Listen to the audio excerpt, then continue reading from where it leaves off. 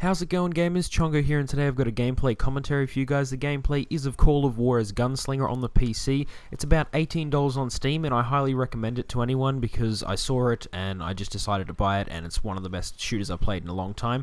So anyway, today's commentary topic isn't about the gameplay. I plan to probably do a review of this game once I've played a bit more of it, but today is about a piece of news that I heard and I thought was kind of interesting. I was surprised it wasn't getting as much attention as I thought something like this should be.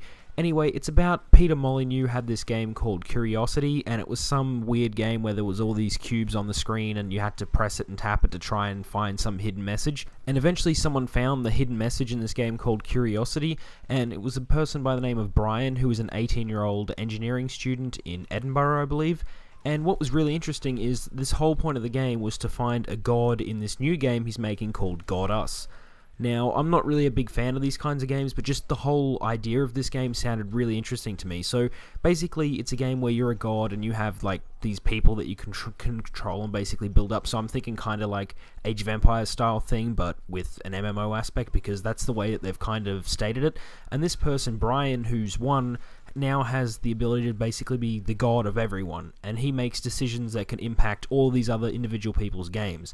Now, I thought this was really awesome, and if it's done well, this could be a really fun game to play. I mean, even if you're not a really big fan of Age of Empires or any of those building kind of games, I just think it would be awesome that someone can impact your game in such a big way like that. The game Godus was actually on Kickstarter last year. I think it ended in about December. I'll have a link in the description of that if you want to go see it. They did a video of it, and it didn't look very polished or anything, and then at the very end of the video, they said this was only made in 2 weeks to do a proof of concept, and it looked kind of good for something they've done in 2 weeks. So if they've still been working on this game, I'm pretty sure it's due out some point this year. It's going to be very interesting to see how this game plays out when you've got like a ruler who makes decisions that could impact you.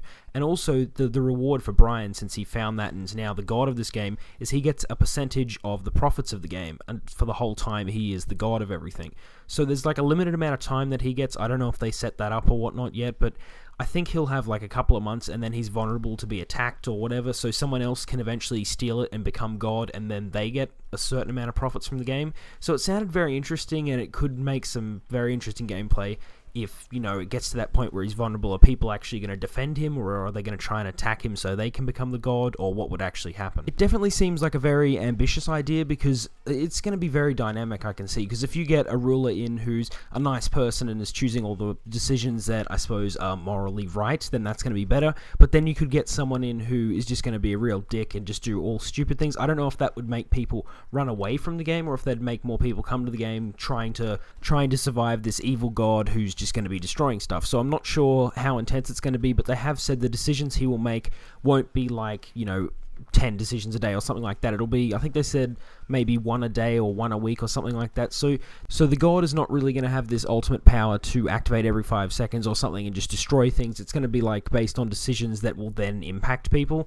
So I think that's kind of better, as opposed to just a game where you give someone the power to do anything, because someone, as I said before, could just be a real dick and just wipe everything out. It's good to see a studio try something different for once. I mean, we keep seeing all these sequels or games that, you know, feel exactly the same as other games or aren't really changing anything in the genre, and it's good to see someone trying something completely different or something we haven't seen before. It could completely flop, but you never know. It could end up being a really unique experience, and it could just spawn all these other games where one player can rule over people or something like that. So I'm kind of interested to see how well this game does. I can see it being a really good success, and on the other hand, I could see it being a really big flop if it doesn't have the players there, or if the god is doing decisions that people don't agree with. But then I suppose that's when they can rebel against him and try and take over. So I hope that by changing the god up in the game, it's going to change how the game actually plays, because obviously they have these moral decisions that they can make. So it'll be kind of good to see over the space of a couple of months, when there's a new god, if the whole game changes and more people flock to it or more people leave, or how it's actually going to work. Anyway, this brings me to the end of my commentary. I hope you enjoyed it. If you did, give it a like, and all of the stuff that I've talked about will have links in the description for you guys to go and check out. And if you've got any comments about this, put it down below. And if you want to join the Gamerhood, just subscribe. Anyway, I'll see you guys next time.